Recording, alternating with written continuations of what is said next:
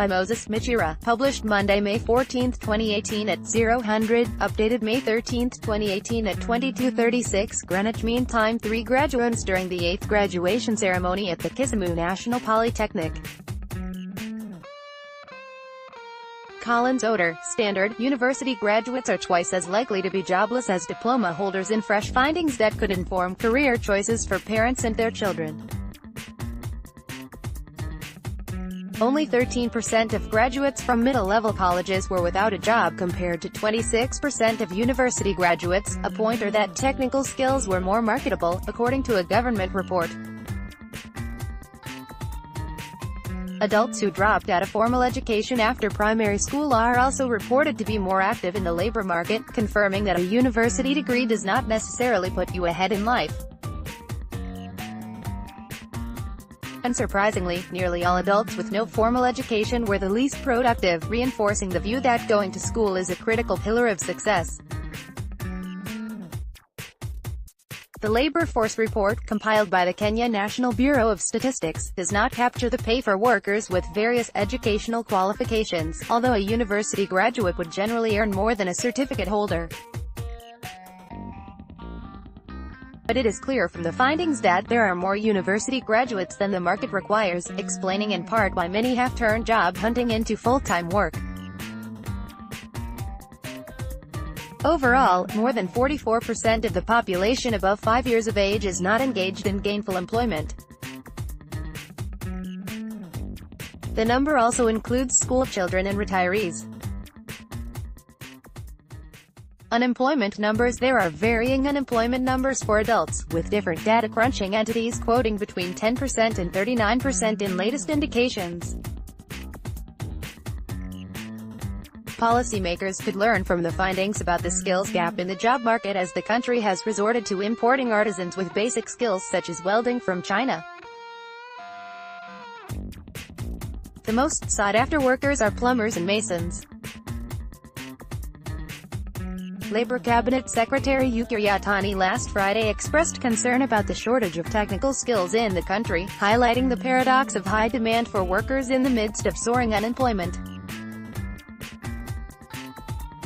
We are saddened to hear that in some areas, we are not able to raise these kinds of skills and we have to look beyond by importing labor from India and China.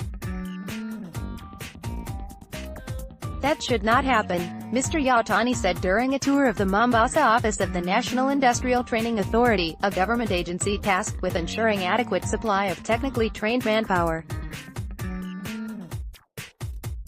Yatani's concerns about a shortage of skilled technical workers echoed those expressed by Interior Cabinet Secretary Fred Matiang'i who, when he was the Education CS, criticized Kenyans' obsession with university degrees over middle-level college training. However, there are indications that households are taking a cue from the CS, and possibly from the realities in the job market. University enrollment has tanked after hitting historic numbers of 564,507 in 2016. Last year, the total number of students pursuing different graduate courses fell to below 521,000, the first time there was a dip in recent years. The lower enrollment is also linked to the tightened qualification regime after tough controls were put in place to beat cheating in secondary school national examinations. A candidate must score a C grade to automatically qualify to join the university, but they can also go through the longer route, starting from certificate and diploma courses. Difficulty university graduates are facing in finding employment has informed recent interventions by Education Cabinet Secretary Amina Mohammed, who has encouraged enrollment in technical colleges. More youths in the wider scheme. The government hopes to recruit more youths into middle-level colleges and prepare them to get jobs within 6 months of graduation, effectively making university education less attractive. Reforms have also been put in place to make it easier for college students to access education loans just like their university counterparts.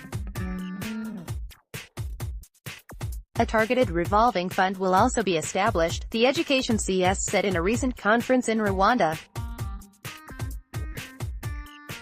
The state's master plan aims to raise training opportunities in technical and vocational education and training institutions to 3.1 million, up from the current 180,000. Education Principal Secretary Kevin Desai said there was a huge skills gap in the market that should be addressed through pushing students to middle-level colleges.